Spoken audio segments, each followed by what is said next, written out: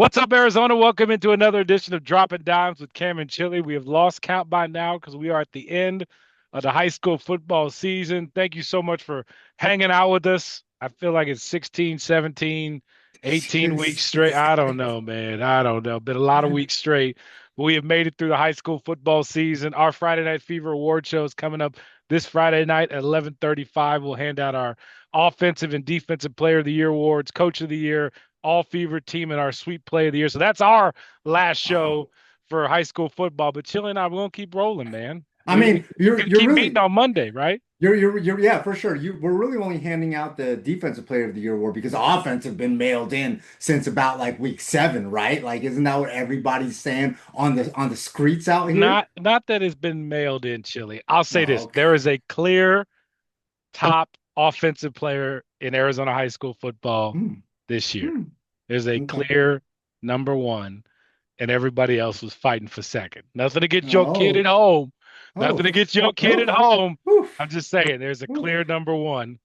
Everybody All else is right. fighting for second. Hey, speaking of fighting for second, I know folks that were fighting for one this past weekend over at Oh, Sun Devil Stadium. There's a lot of teams all about that action. A all lot about of that teams. actions. Micah Mountain from Southern Arizona came and set the tone for what was an amazing weekend of high school football in the big college stadium. Micah Mountain set the tone versus Arcadia, Yep. and then our guys over there, Desert Mountain, took care of business versus Canyon View in what was a great game. And then day two, we got some early action. Castile Centennial, they were playing what was looking like a classic for a little bit, and then I think we got our first guest who might be able to walk us through what happened with that Open Division Championship, and we Well, might as well bring. hold on. Before we get to him, real quick, can I piggyback off some of those games real quick? Yeah, oh, yeah, let's do it. All right. So what Chili is alluding to, we got a guest from the new Kings of Arizona,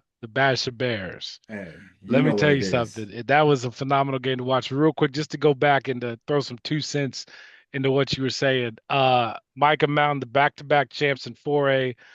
Uh, man, they're physical, Chili. I mean, you don't watch them if you don't watch them play all year, like, excuse me, look out because they are Yeah, physical. They are ready to roll. I want to give a shout out to the Arcadia senior class, 35 and 5 the past three incredible. years. That's unheard of. You know what I mean? The winning tradition that they've developed over there, Arcadia, is pretty special, and can't wait to see kind of where that program keeps rising to. They'll get over the hump sooner or later. Too much talent coming through there, and for them to be close every year, and to get to a first state title since '62, like they're right there. They're knocking on the door. They're ready to kick that thing in. Yeah, The next game, Desert Mountain and Canyon View. We talk about teams that earn it, and two of the teams in the Open earned it, but I thought these two teams earned it too as well. Desert Mountain, of course, knocked off, undefeated Desert Edge and Horizon to get here, and then Canyon View, what they did to Desert View, and then what they did to LA Gilbert North, and two teams that were supposed to come under the radar. Canyon View wasn't in anybody's top whatever. 3 wins last year, and look where they get to the state title game under J.R. Alcatar. And then you got Conrad Hamilton and the Wolves. I mean, they've been so close, Chili. We've debated, put them in the open, don't put them in the open, whatever. They've been in the open the past few years. To see them finally break through. I've known Coach Hamilton a long time. We both went to the same college, Eastern New Mexico University, and it's just really cool to see. I know he's been wanting this for a while, and it was funny to talk to him after the game. Man, my knees. His knees were hurting from standing so long and celebrating, but he didn't want to sit down because it was just such a cool moment. Castile and Centennial, man, T. Smith, gee, went crazy. let me tell you something. A couple of the best plays I've ever seen in Arizona high school this year. Like Castile, that's another team. If you don't get out there to watch them, you don't know until they line up. But usually Centennial is always the more physical team, always dominates the line of scrimmage. We've seen it for years. Castile brought it. Castile brought it. Well earned. Went First state title, crazy. second state title in program history, first big school state title, first state title in 8 years. And of course, first year head coach Joe Bushman. And in the open game, Chile, I was really proud of Arizona for showing up. We still got to get more people in those stands. We'll For figure it out sure. here sooner or later. But two teams once again that earned it. Chandler to knock off Hamilton to get there. Basha to hand Liberty their first loss to an Arizona team in a couple of years. Like two teams that earned to be there, and Basha just showed like Hey, that loss to Hamilton, that might have derailed him a little bit early in the year, but that was the best team in Man. the state. Bassett was the Hey, best and team in the state by far. without question, and for sure one of those guys that led the way for them. Not just defensively, where he is a specialist, but Yep. offensively too. He did some damage. Super talented defensive back, committed to Vanderbilt. Anchors Well, down, let's. Where's he at? anchors down. Mason, are Mason you are Lewis. you there, Mason? Turn on your video and your mic.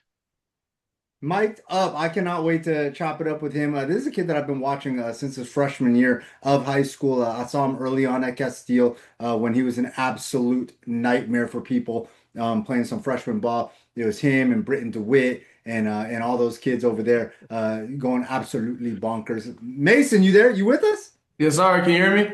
We got you, buddy. Yeah. Yes, Hey, sir. hey, Hey, flexing Mason. that Hey, flexing Mason. that Vanderbilt shirt. Yes, You know what sir. time it is. Yes, Hey, sir. Mason. Real quick, what does Basher got? No fake what? No fake No juice. fake No No fake juice. fake juice. news. Let me tell you Yes, something, Chili. This, sir. this man got on the mic. He was so hyped after the game. Mason, listen, we were just talking about this with Chili. Talk about like a team who earned it. Man, you guys, obviously we all know what happened early in the year with Hamilton. For you guys to bounce back, what you did to Liberty and then what you did to Chandler. I mean, man, how gratifying were those moments on the field afterwards? You had so much hardware, man. It was like just trying to figure out where to put it. You hold the belt between your legs, giving them. I mean, man, it was what was the moment like afterwards to capture It that was state just, title? it was just otherworldly. Like it was great. Like we immediately after the Hamilton loss, we immediately went to work. Like we people didn't quit on the season. Like Coach Mack really helped us stay locked in and close and tighten it. And like the seniors stepped up and was like the season's not going to be easy. Like we needed this adversity. Like we needed it. It Sure. really like brought us down to earth and just seeing us see all the hard work like come to fruition. It was just a crazy good feeling, man. It was just I was so happy to be a part of it. Hey, Mason, I gotta ask you this. You have a relationship with so many of those kids over there at Castile. So to get to watch them do their thing, like the Troy Hattagees, the Brody Smiths, all those guys, what was that like for you to be able to watch that, take that in, and compartmentalize that without focusing on like the open game so much early? It was great just watching the boys play, man. Me and Troy, we go back like we used to play sevens together back in like eighth and seventh grade. Like we used to have class together and everything. Like it's just great seeing them succeed and like I knew like they had that type of like potential. And it was just great to like just see them be able to showcase it. And I'm glad that like the new coaches over there are really showcasing the players well because that's been a real problem in the past. But it was just it was great. I was able to watch like most of it before our game, and then I saw them win, and I was like, all right, bet. Like now I gotta do my part. And I locked in. And then we got it. Mason, Man, some moments in your head that stick out from your title game. Like what when you just think about Saturday, what are some visions that pop in? Like what do you remember through your eyes? Uh, I remember on that first fumble that when I hit Will, I thought when I went, I thought I missed.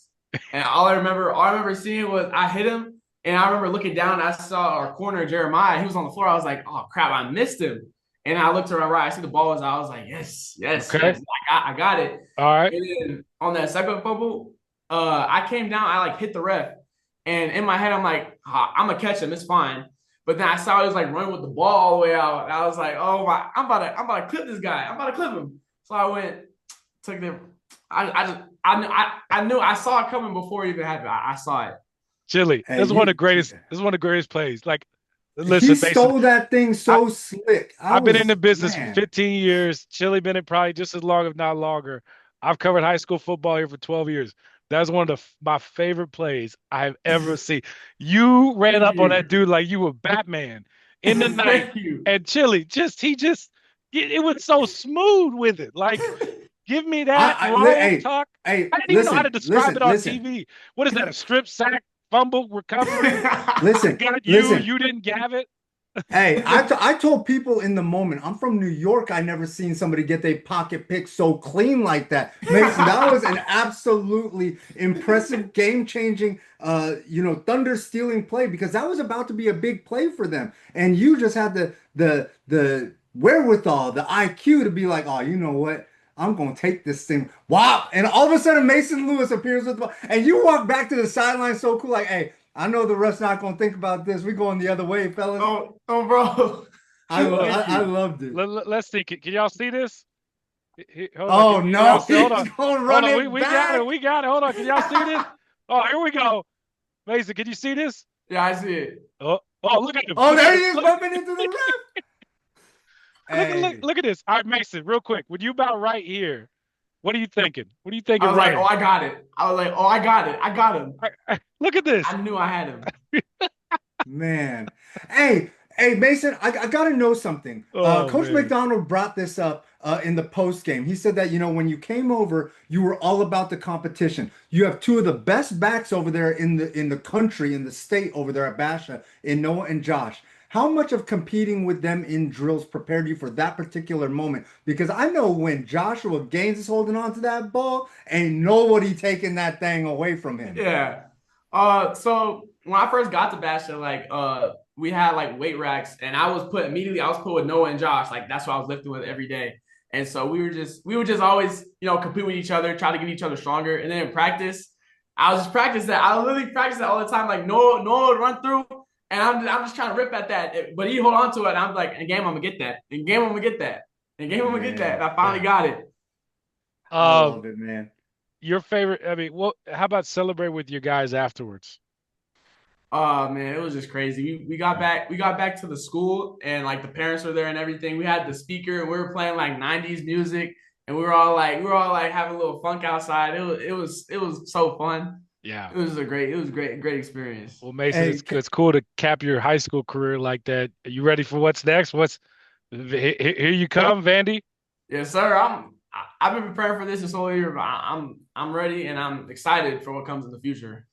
hey, you're leaving. Are you leaving in January? You're leaving right away. Yeah, I leave January 2nd. Dang, they So grow so so you quick. taking that open division championship, that belt, you taking all that stuff to Nashville. You gonna Yes, turn that thing sir. into Cashville over there, huh?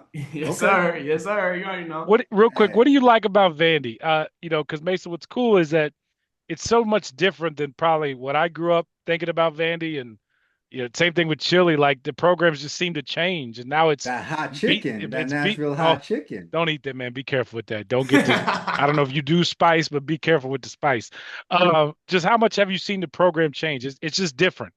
It's just like it's a crazy environment. Like every time I've been there, like it's like everyone's bought into the goal. Like, and there's no like me players. Like even like Diego Pavia, like if you talk to him in person, like he's not a me guy. Like I've talked to him multiple times. Like everyone's just because it's a team full of like underdogs, like people who have been overlooked and everything, and they all believe in Coach Lee, they all believe in the goal, and so everyone works towards that every day, and it was a great environment. I remember when I went, I like wanted to go up there like right at that moment. I was like, I want to be here now. Like it's a great environment. I'm excited to be a part of it in this Hey, future. Mason, a lot of people don't know, but like obviously I got to watch you in your whole journey from your freshman year. I was kind of talking about that a little bit earlier. And then this year I saw you go to the Under Armour camp in LA, but you took the plane that morning, all business, man. Hey, just business trip completely. And you said, hey, I'm gonna go out there, I'm gonna clamp some guys down, I'm gonna get back on that plane, all in one day, man. A lot of these kids will typically come out the day before,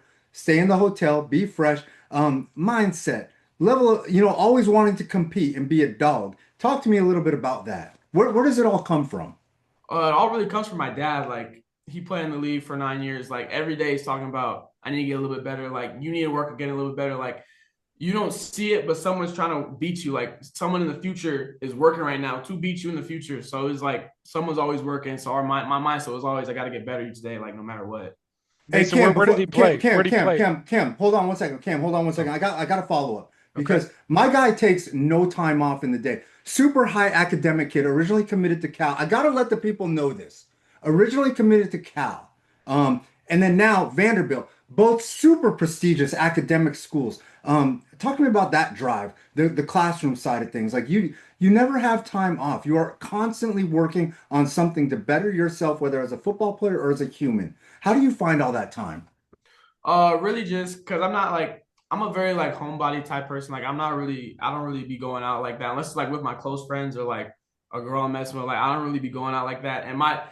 And and that work drive really comes from my mom. Like she's pushed like education. When I was a little kid, if I didn't get all A's, like Yeah. no, like College you're not playing belts. the game. You're Like not playing the game. She always pushed me to be great in the classroom and just be a great human being all around. There we go. That's enough said. What do you major in? Rocket science?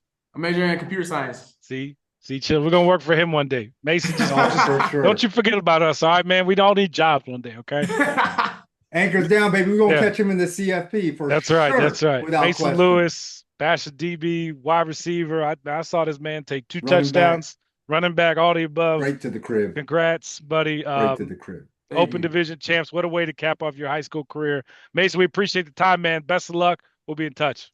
Yes, sir. Thank you. Thanks, Ed. How cool is that going to Vanderbilt, man? Chili, I bet that's got to be awesome up there. That Yeah, I place, could right? never dream of going to a school like that. My GPA just wouldn't allow it at the Yeah. time. So All like, right. but one thing I did want to ask him, but I didn't even bother because I know he's got such a good head on his shoulders, but Cam, I'll ask you, like, getting the opportunity to take yourself back to that age, with the new day and age of NIL and stuff, what's the first thing that you would buy? For him, it's probably going to be some sort of real estate investment, like a condo or something like that. And he's probably going to charge some of his buddies rent so that he can Yeah. make some money off the thing because he's super smart. But, Cam, I'm curious, take yourself back to 18, 19-year-old Cam. You get an opportunity to get a scholarship to University of Houston or something like that, and they throw that bag at you. What's the first thing that you're buying?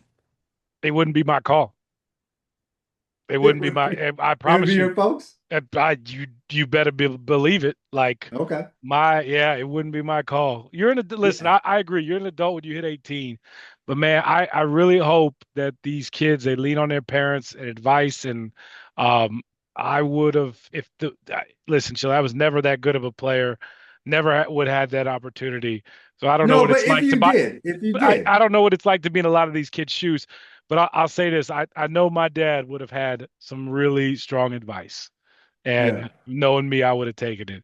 There would have been no, hey, I'm gonna go buy me a new car. There would have been no, I probably wouldn't even touch the money until I'm 30, knowing Pops. Sheesh. There we go. Okay. Who Yeah. No, you go ahead. my folks probably would have been somewhat similar, but I probably would have ended up with All a those new shoes car. behind you? Yeah, all Well, those shoes. Well, maybe some of them, maybe some of them. we I see don't what you know. did. Let's you want to bring in But Adam or Hode? no, let's leave Beetlejuice for a minute. We got two more that we got to say, but Okay. let's bring in my guy Hoder Bino because there's a lot going on with Sun Devil Nation right now. I know people are up in arms with the current things that they're seeing on their X feed, Twitter timelines, if you will. Everybody's super disappointed about the situation with Sam Levitt. Hode over there at the Man, beach look at hanging my out, man Hode in living the the good beach, life. coming to us live from Hawaii, the Oahu Bahamas. You know, could I be think that's the anywhere. south side of Tempe, Chile. That's over the mountain. You got to go around the corner, That's and Tempe Town Lake. yeah, that's the Hey, but south side of hey, the so, lake. so subscribership is up over at Devil's Digest, thanks to yours truly and my Oh, sideline siding. So make sure that you guys are subscribing. Devil's Digest, support your guy that supports all your guys. yeah. Hode, talk to me, dude. It seems like the sky is falling and It's not everybody's got falling, something to Chile. I complain think about. fans understand it, but like, it's not great news, right? Hold on. How would you sum it up? It's not great, but I think we all get why, right? Yeah, I believe I mean, I agree it's not great, Cam. It really is college football 2025. I Yeah. mean, there's no other way to really overstate this. And look, I mean, not to give credit to my own network, but I will give credit to my own network that back on November 18th told everybody and anybody Sam Levitt is doubtful to come back. And they did that knowing that Sam Levitt and his camp, while going through a very serious broken foot injury and surgery and rehab, was shopping Sam Levitt around. Yep. So, and trust me, Kenny Dillingham and his staff didn't have to wait for my network to report that Sam Levitt was shopping around. They knew that ahead of time. Yeah. So ASU was prepared for this. That's why the sky's not falling. Any quarterback that's worth his salt knows that Kenny Dillingham has a great reputation with quarterbacks. See Bo Nix, see Jordan Travis, and obviously see Sam Levitt if you're looking for recent receipts. So I think that ASU is going to be just fine. I'm more curious to see what pieces are going to be around the new quarterback, specifically offensive line, specifically wide receiver, because those pieces are just important as the quarterback when you're looking at how is this offense going to look like in 2026. They needed more playmakers this year, Hode. I think that was the biggest thing. And if you're not going to pay Sam Levitt reportedly $3 million, like start spreading that money around. They have to upgrade the old line. And as we saw this year, outside of Jordan, like that receiver room was just not very deep. It just they lacking in playmakers.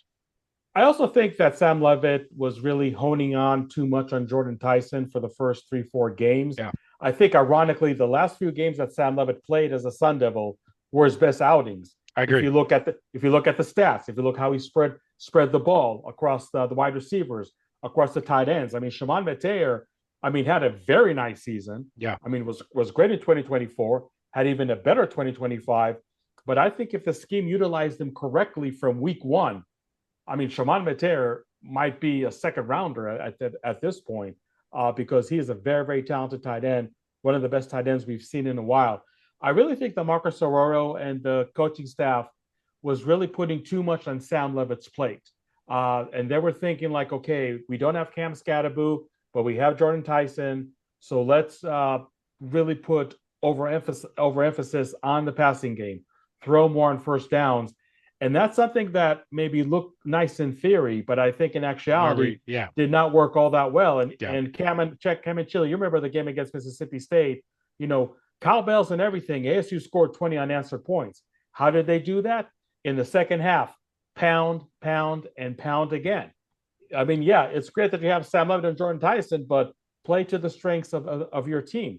And maybe the other wide receivers weren't all up to snuff in week one, week two, but you had a very capable running back group. And I almost feel like the coaching staff, in some respects, guys, was buying into that narrative. Oh, we don't have Cam Scatterboo, so our running game is going to take a huge step back. We need to put more onus on the passing game.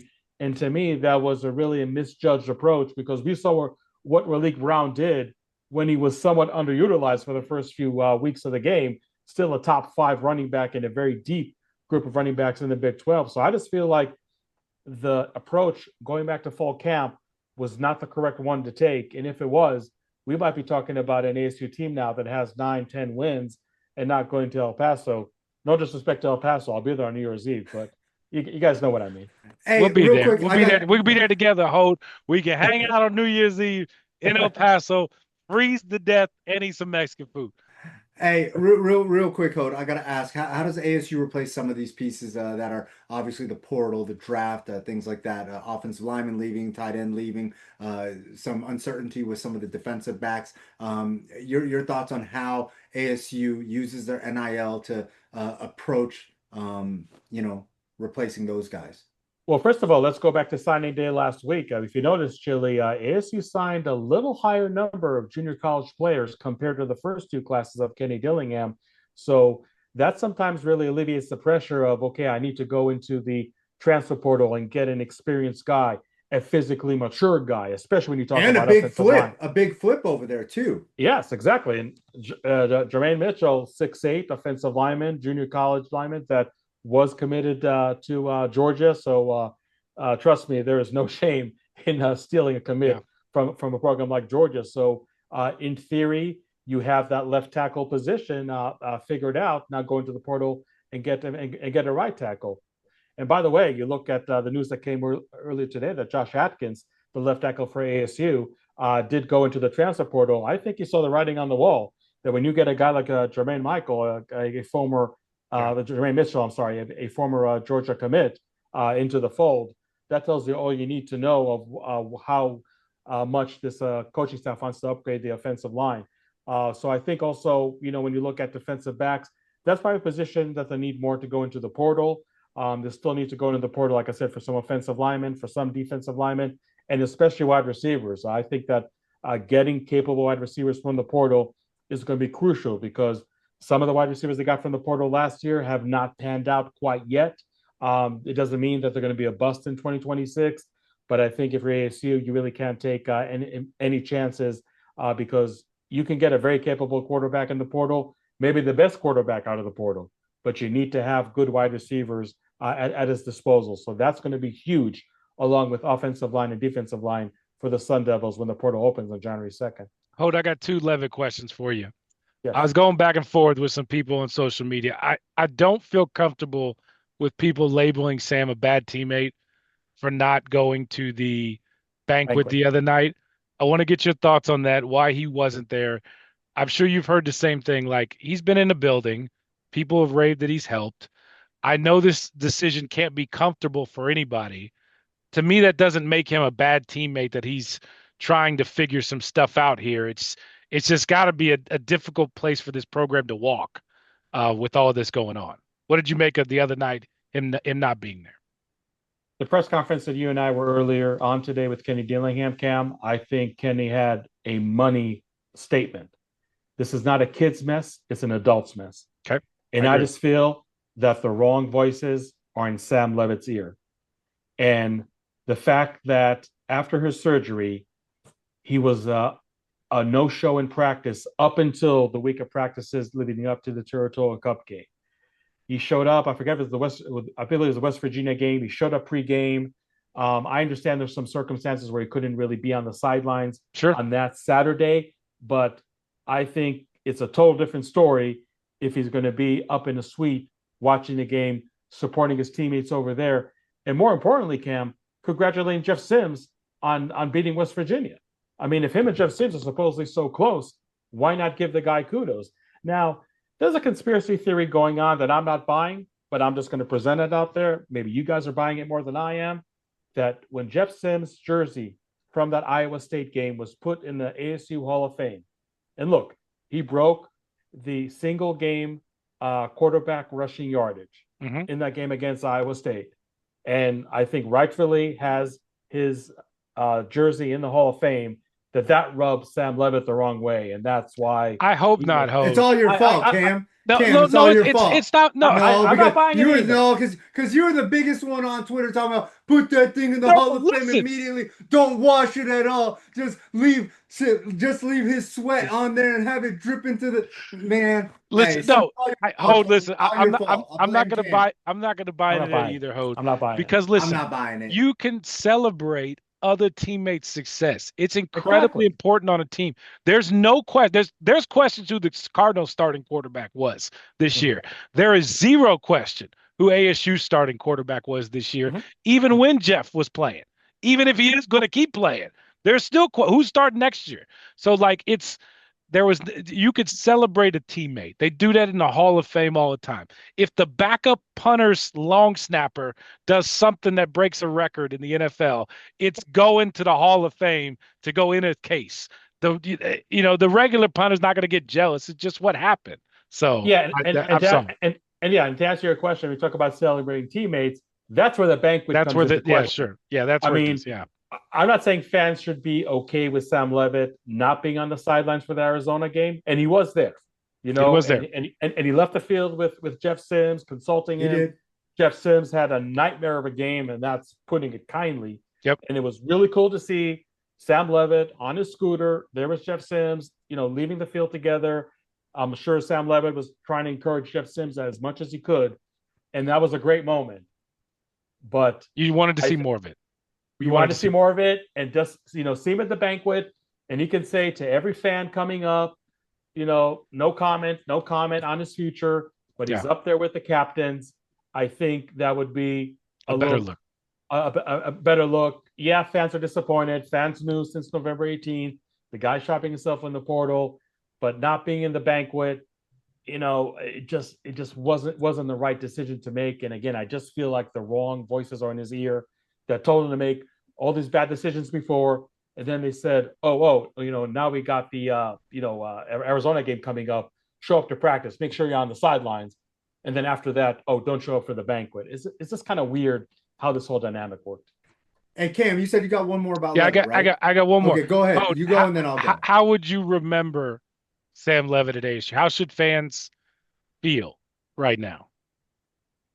I know football, sports is what have you done for me lately? And again, what has Sam Levitt done lately? Yeah, more about his inactions and actions is rubbing people the wrong way. But 2024 was the mother of all turnarounds. So there's not a lot of teams that win, 8 more games from year to year. So just like you finally remember Cam Scatto being part of that unbelievable turnaround, I think Sam Levitt has to be remembered in the same vein. Sam Levitt tried his darnest, playing with a broken foot for the entire Big 12 schedule, if you want to look at it that way. And I think he got better game by game by game. But Sam Levitt is also kind of the poster child of everything that's wrong with college football 2025. So it's a very, very complex legacy that Sam Levitt leaves behind. Hey, I think that Sam Levitt was a great transitional quarterback to get ASU to this point. Great transitional quarterback. Hey, real quick, Hope, since we do got you here, I'd like to share the sugar with some of the other Sun Devil programs because, me and Cam talk more than just football. I want to talk to you about Molly Miller and this amazing start that she's got going on with ASU basketball. Your thoughts here and where this is going to end up, circa March, no big deal. Yeah, I mean, I'm very impressed with what Molly Miller did so far with the 10-0 best start in program history. Obviously, she came with huge expectations, and you almost feel like, okay, she can't live up to those expectations. You talk about transition year, so many newcomers, no different than the men's program for that matter. But I've been very, very impressed. I just feel that in this day and age, to connect with the players off the court as much as you connect on the court is really important. And Molly Miller's personality, the way she presents herself, is really second to none. So maybe in some ways we should not be surprised about what we're seeing. They got 3 very tough road games coming up. And I'm not saying they played the Mickey Mouse schedule until now, but you can't compare the challenges they faced up until this date for going on the road against Penn State, Oregon State, and Gonzaga. Now, if you win one of those games, 2 of those games, you can start dreaming about March Madness. If things don't go well, it's not the end of the world, and we'll see how they bounce back. But to me, huge test for the women's program in these 3 consecutive road games. I guess props to Molly Miller scheduling a really tough schedule in this stretch because things maybe can go sideways pretty fast. But so far they've been a very, very pleasant surprise. There's a lot of excitement. Sure, the bar was really low last year, but don't discount Molly Miller and how well she was able to clear that bar and generate a lot of excitement in Tempe. Rubino, Devil. Go ahead, Chili. And then flip into the boys real quick because I got to show some love to my guys, Pig and Mo and the big fella, Bobby Hurley. Bobby, beep, beep, beep, beep. Hurley absolutely doing his thing early in the season, and he might not be the only Sun Devils basketball program to 10 wins. I think that a couple games from now, we could be seeing Bobby Hurley with 9 and on the doorstep of his 10th win. Full confession, I was not looking forward to covering the basketball team this year. Nobody was. I'm not going to sit here and tell you like, I knew Bobby Hurley was going to be, 7-2. I think Bobby would tell you that too. Going into the year, he probably would have been like, "Hey, I like these guys. I'm glad they're here. I don't know what we're going to be." And then all of a sudden, it gets some confidence, and here we go. Chili, you too. Come on, man. No, he got these guys from all different corners of the area. Tell him. Will you tell this man? Listen, Chili must have had a dream one night. And it just, once he gets these thoughts in his head, it just stays. I don't know where they come from. Don't be mad. Don't be mad. Chili's just like Mr. Optimistic. He never wakes up in a bad mood. I wish I could say that about myself. He needs to stub his toe one day. That's what he does. Get out of bed and just smack that pinky toe on something, all right? But guys, all jokes aside, I just see a lot of parallels with ASU men's basketball and the Phoenix Suns. Expectations were so Cam, there you go. Expectations were so low, like, oh man, I mean, this is going to be such a drag of a season and everything. And here we are, surprised. If you want to talk about the surprise of the Big 12, it's ASU. If you want to talk about the surprise of the NBA, I think the Phoenix Suns make the top 3 in that category easily. So I'm just really, really impressed. And I just love the makeup of this team. I mean, I know it sounds cliche, guys love each other, guys, get along off the court and everything. They do. But just watch the post game after the Oklahoma win in the Suns Arena a couple of nights ago. See Mo Odom talk. See his facial expressions when Bobby Hurley talks. That is a true leader. Forget about being a gifted basketball player. And it's just nuts to me that he was the 4th leading assist point guard in the NCAA last year. And ASU out of all teams snagging because all the other teams in the Big 12, all of the teams in the Big 12 on the West Coast thinks like, we're too good for Mo Odom. That guy's been a savior. That guy's the best point guard since Remy Martin. And if he played as many years as Remy Martin, he only has 1 year to play. I mean, I would say like maybe the best point guard that Bobby Hurley ever landed in Tempe. I love that guy. Pig Johnson He comes from Cumberland's College in Kentucky, NAIA. Yeah, and And he you can just look ball. and you just look at him like on offense, on defense, he has only one gear. I'm so impressed with that. Masamba Giap. I mean, this is not the only program out there bringing foreign players. How does everybody miss on Giap? And ASU lands him, Yeah, you he's know? he's All he's right. NBA ready. He'll be in the league. So He'll I'm be in the really, league. really impressed. I'm really impressed with ASU basketball. I mean, tip of the cap to them. They did not play an easy schedule by any means. That trip to Hawaii has been a godsend. I mean, I think that if they're going to have a much better expected season than everybody thinks they will, you're going to point to that Hawaii trip, winning 3 out of 4, going to the Maui Invitational Championship, and say that's where the turnaround came. That's where the turnaround that not only the fans started believing in the program, but I think the players started believing in the program. So I am extremely impressed with Bobby Hurley has done. Bobby Hurley said in the preseason, I'm coaching like my back is against the wall. And you know what? It's showing, but showing in a very good way, the way he's getting every ounce of talent from this squad. I mean, really, Okay. very, very impressed. Hood Rubino, Devil's Digest, bringing the heat tonight, telling us everything Appreciate we it. know about Sam. Hey, real quick, who's their starting quarterback next year? Oh, somebody from the Somebody from the portal. portal. Somebody Okay, from the portal, yeah. okay, okay. But if Jake Feedy is number 2, I'm not predicting that, but don't be surprised. Okay. Don't be surprised. There He's we go. that good. But All right. don't expect Jake Feedy to be the starting quarterback. Keep expectations in check. He's a very talented guy. 2027, watch out. But Look at that. 2026, keep expectations in check. We're good to go. Hood, Beetlejuice. appreciate the time, buddy. Thanks, man. Thanks, guys. We got the young superstar gonna retire both of us at some point. Yep. The one and only Beetlejuice. There Adam we Beetle. go. Adam Beetle, what's up, man? I like the Christmas tree, bro. Yeah, I thought, the last football, I guess, maybe show of the year, I had the tree, I got the football right there. Yeah, I got the And football ornament. I had to Sheesh. I had to I had to get a little festive, you know what I I'm need I saying? need something on that other wall though. I Yeah. need something. Well, so here's the deal. Here's the deal. I'll give you the rundown. When I moved into this apartment, the day I moved in was after we had one of the big like rainstorms. Uh-huh. And like my ceiling, there's water Oh come through the ceiling. no. My carpet Oh, was all flooded. So between when I moved in So and the your place start of smells crazy. but no. Between the start when I moved in and the start of football season, there is nothing on my walls because I haven't had time to like okay, put fair enough. anything up. Listen, So Chili But and we're I gonna get there. We're gonna get there. so it smells like mildew and wet socks. No, in no, no, there. we're all they good. We're all they good now. fixed it, Yeah, Chili. we're He all wouldn't good be now. come on. Listen, if there's anything that smells like wet socks, it's the room you're in. All Yeah, them right. shoes. None, Chili, none I of mean, these shoes even been worn. Adam, all those shoes in there, you don't tell me that thing smells like a Foot Locker right now. Hey, I'll tell you right now, none of these shoes even been worn. Oh, okay. Oh my gosh. See, Come on listen, now. we are so over time, and this is what happens. We just start yapping. Adam, if there's anything that smells like somebody's feet, it's got to be Chili. I'm just saying, right in that room in there. Adam, Don't be mad. no, Adam, take me through state championship weekend. What'd you think? I thought it was a lot of fun. I know the games, maybe weren't super close and all super competitive all the way through. But I have to say, I thoroughly enjoyed watching every single game this weekend. I think the way Micah Mountain, started slow, then came out and dominated the rest of the 4A game, was really exciting. And seeing Riley Carson bring back that kick return was awesome.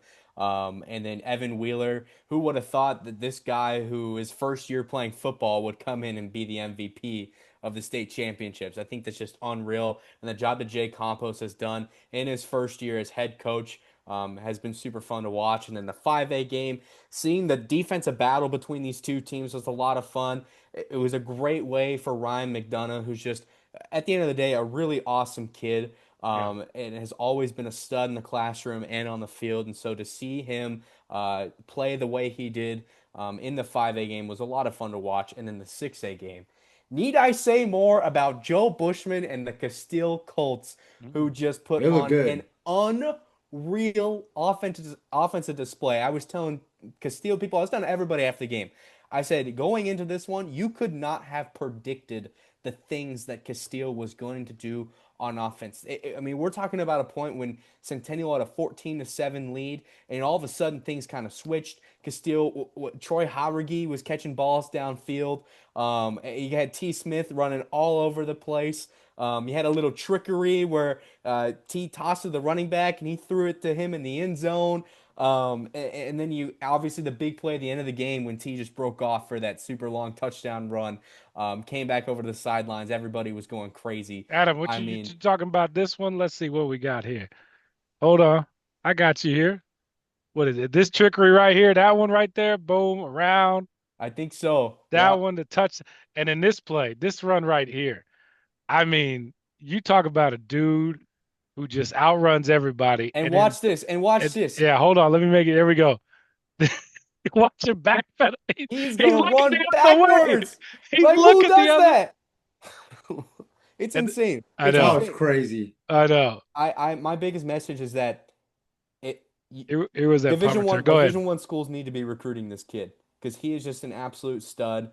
And I think he is more than capable of doing a lot of great things for some team at the FBS or FCS level. And he's just fantastic. Troy Howergy, I mean, this kid's a speedster. Yeah. T's gonna have another year with Troy Howergy. That's the thing. We're gonna get to see this duo for a whole another year. And Castile's got a lot of great talent coming back. They are gonna have to replace some guys in the offensive line on the defense side of the ball, but just a great job by the Colts and Joe Bush. Hey, listen. I'm all about the high praise for these kids and all the things that they did, and this is going to kind of be a tribute to the other team. But were there any performances that surprised either of you guys? I'll go first so that we can understand how this is done.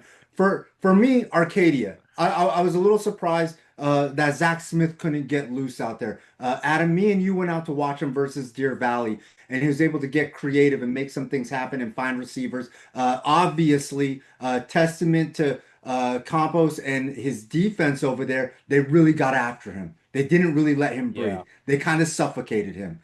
For the 4A game, I was surprised about the Zach Smith not being able to get loose. For the 5A game, I was stunned that Brady Scott wasn't able to, find receivers down the field like he's been able to do for so much of this season. What Coach Alcantar's been able to orchestrate with that offense and open things up.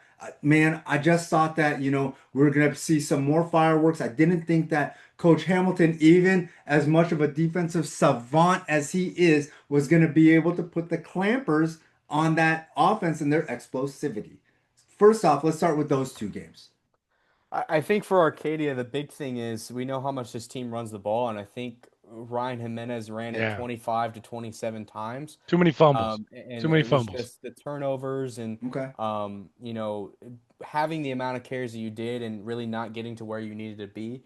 I think that was probably the biggest struggle that really hasn't been a super tough task for Arcadia this season. They've been able to run the ball really well, and especially against a team like Snowflake too. I think that was where they really showed the most that, okay, this Arcadia team is for real, and they're going to make the run that they did make to the state championship. So I think I would have seen them, like to maybe get some more yards per carry in this one. And then in 5A, I think what happened is Canyon View just kind of got gassed. I mean, I really think that's Yeah. what it They was. also had some It injuries just got too, to a Adam. point. They had some injuries. Yeah.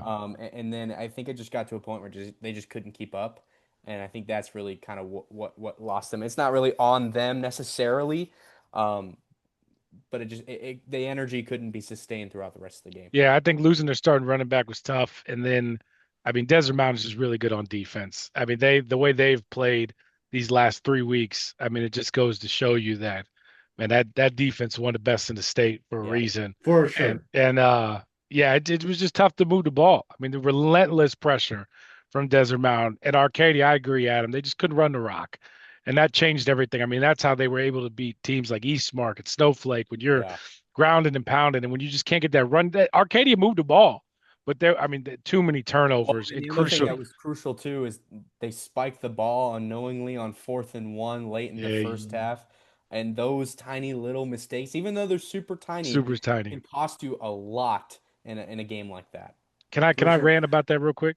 Yeah. Go I ahead. think it's so stupid that I am all for spiking the football to burn it down. Say for example, you get a first down, you're moving it's a 2-minute drill, moving down the field, you pick up a first down, you don't want to burn a timeout. Spike the ball in that moment, lose the down, and then you got 3 other downs to work with. I would Well, the rather thing, and I know that wasn't that moment. It just in general in yeah, me. yeah, yeah, I'm a yeah. big fan of teams like reset. Give your guys a chance to breathe. the Cardinals got burned with this a few weeks ago, just letting time tick off. Spike the ball, let your offense reset, get a good play call in, and then go. I'm okay with burning the down. I'm fine with that. Sorry. Yeah. I was just talking to people about that today. Okay. Mm. Hey, that in that 6A game, listen, Centennial, Coach Taylor, baby Coach Taylor. I can't call him baby Coach Taylor Oh, anymore because oh, he's taken over the program. But yep. another defensive savant in the state of Arizona. I was just kind of surprised to see Castile get so loose. The inability to contain T. Smith. Some guys that I thought would be like a little bit more active on that defense, and I just didn't see some of it. And I was surprised because I know how good some of those guys are, the Carruthers and all those guys. Beetle, what about you? Well, here's the big thing. Carruthers went down, I think either the second or third drive of the game I think so and too. didn't Yep, return. second. And I think when Carruthers is on the field, he makes Centennial better. And not to say that Centennial isn't as good when he's not on the field, but it just kind of feels like it feels like he, for most of the season, has been sort of that pivotal point in the defense. That when he's on the field, he is kind of that field leader. In basketball, you would say floor general, right? The guy that's kind of just out there trying to guide the other guys what to do. And I think the kind of a part of the reason why Centennial let up as much explosive plays as they did, which I think that was probably the biggest issue, is they let way too many explosive plays by, is because that secondary group at times kind of just fell out of sorts. And that's sort of what ended up losing them the game. Because like Devin Taylor's an absolute No, for stud, sure. and Carter's an absolute guy. And Carruthers has a brother over there that's gonna be a dude, Yeah. and that's what I'm talking about. I guess I just expected a lot of those guys to make bigger plays. And I'm not saying they didn't rise to the occasion. Castile was absolutely fantastic, and it's a testament to them that they were able to beat these guys the way that they were. But those are just some of the things that surprised me. And I think too, this is by far the best defensive game aside from that Queen Creek game that I've seen Castile play Castile all play, yeah, season long. without Okay. question. Considering how many times Owen Reynoso ran the ball, which I think you still got to give a lot of credit for the way Owen was able to break free for some big games. I think he had two touchdowns as well. They just couldn't do enough in the passing game to get it done, but it really just an unreal day afternoon from Castile's defense for sure. Okay. Adam, take us through the open.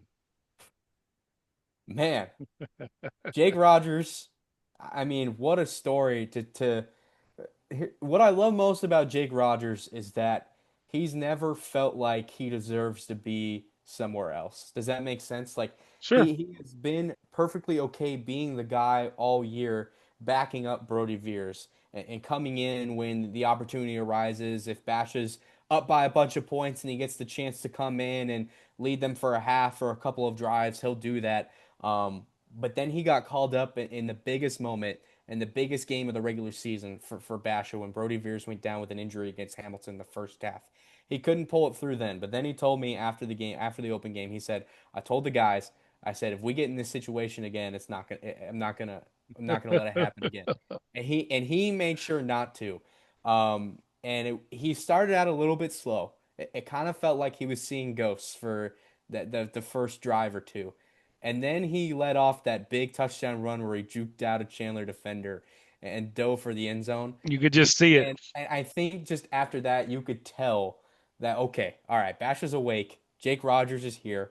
And in I, my opinion, this was the most dominant game of the year for yeah, Basha. and then also, Adam, I think those turnovers helped. Like say what Oh my I gosh, mean, Mason Lewis, I know man. we had him on earlier. We were chatting with him about that play, but I think when you're not only holding an offense, but like getting the ball back like that, like you could just see it on Bash's sideline, the momentum and the spirits, and over on the Chandler sideline, you could just see the work. It is what it was, and It so kind of was.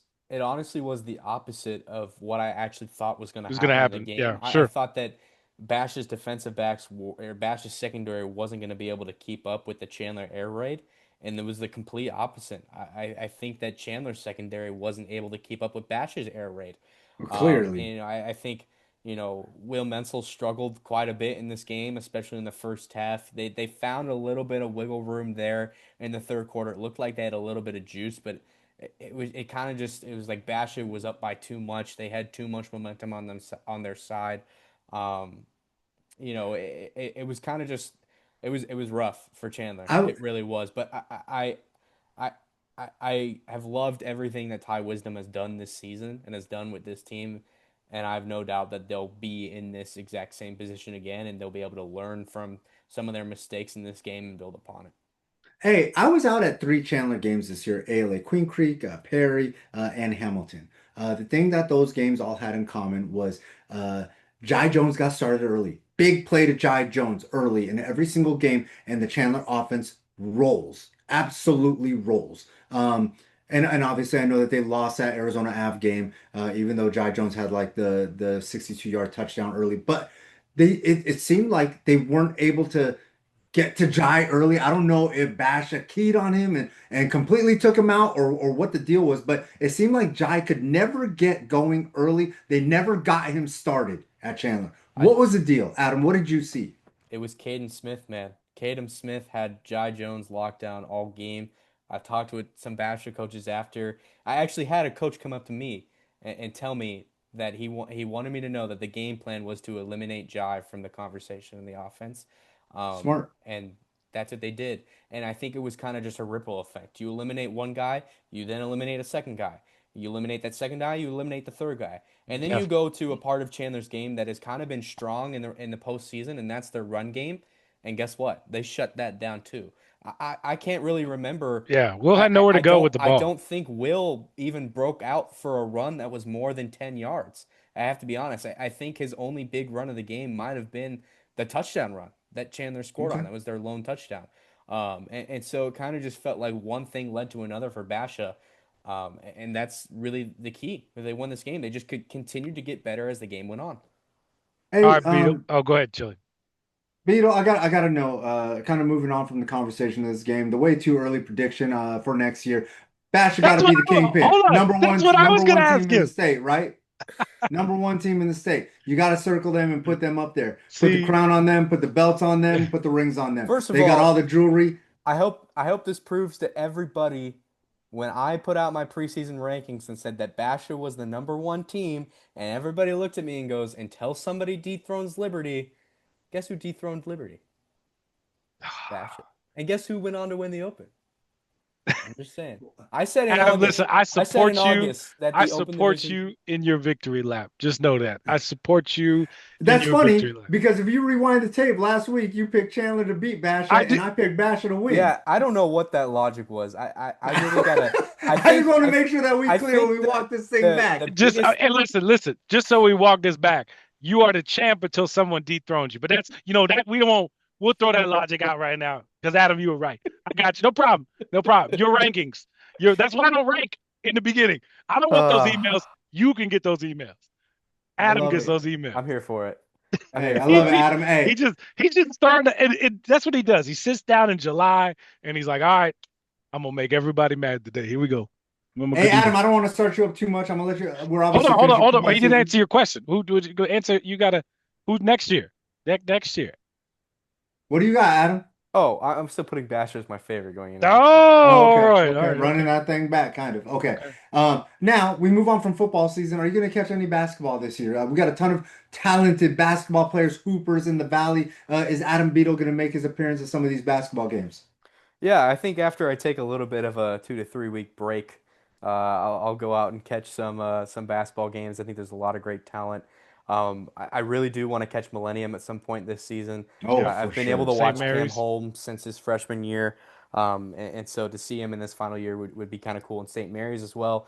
I mean, Cameron Williams, man, that kid He's a he stud. is unreal, and it's crazy how much he kind of went from not a nobody, but he was very very lowly rated to as high rated as he is. And it's more than deserved because that kid is a stud and he's done a lot of special things. And so I'm always eager to see definitely once we get into like region play how these games go down because So there's nobody in the East Valley that you want to see, not a Mason McGee, not anybody Oh, like that. obviously I want to see Mason McGee. Man, Yeah. Adam, see, listen, you stirred the pot and all. Chili's like, hey man, you don't want to go see that school or that.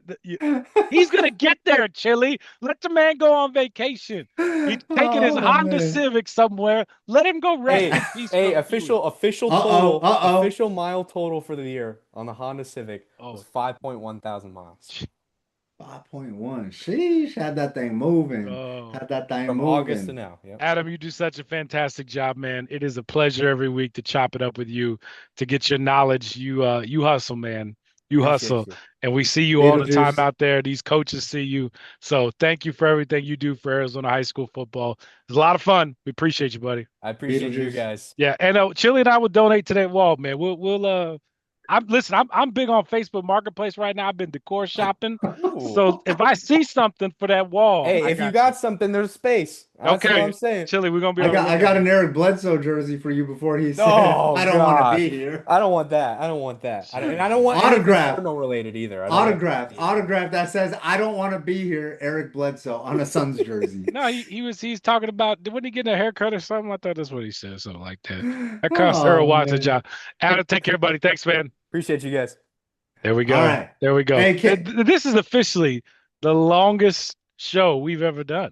Hey, we had to How split did it up this into two happen? segments. Hey, real quick, Cam, one thing I do want to show some love to because me and you kind of fans of the sport, Yep. pickleball. There was the first unsanctioned, not AIA sanctioned pickleball state championship that took place this past weekend at Dink and Dine in Mesa. And I just want to shout out some of the games that I saw. I saw the Corona del Sol mixed doubles team win gold. The Xavier Brophy team win silver. And there's just so much talent out there playing pickleball. I saw Brophy soccer kids playing. I saw, I believe, Liberty soccer kids playing. I saw a team from O'Connor, Payson, and Payson. Them kids had the drip. They were wearing jeans playing pickleball. I listen. I play at Lifetime all the time and Yeah, stuff, and I play out here in LA. I ain't never seen I nobody show up in jeans. Jeans, like full jeans.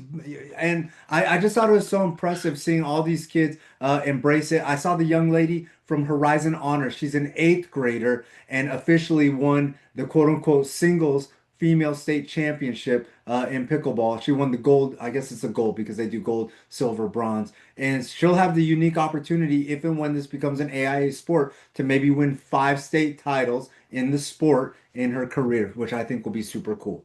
There we go. Chili, my man, always out and about. That'll do it for us. Thank you for watching this extended edition of Dropping Dimes. I know if y'all click on this on 12news.com, it says Chili and I talk high school football and all. But listen, football season's over. We ain't Talking about stopping. new things. Can't stop, won't stop, ain't gonna stop. Excuse my language there. We're gonna keep it rolling. And we'll see you next week. Good night. God bless You know Chili. the Out the deal. door. Out the door. At Just Chili, Instagram, Twitter, Snapchat, holler at your guy, Chili's two piece tomorrow night, every Tuesday for like 8 years.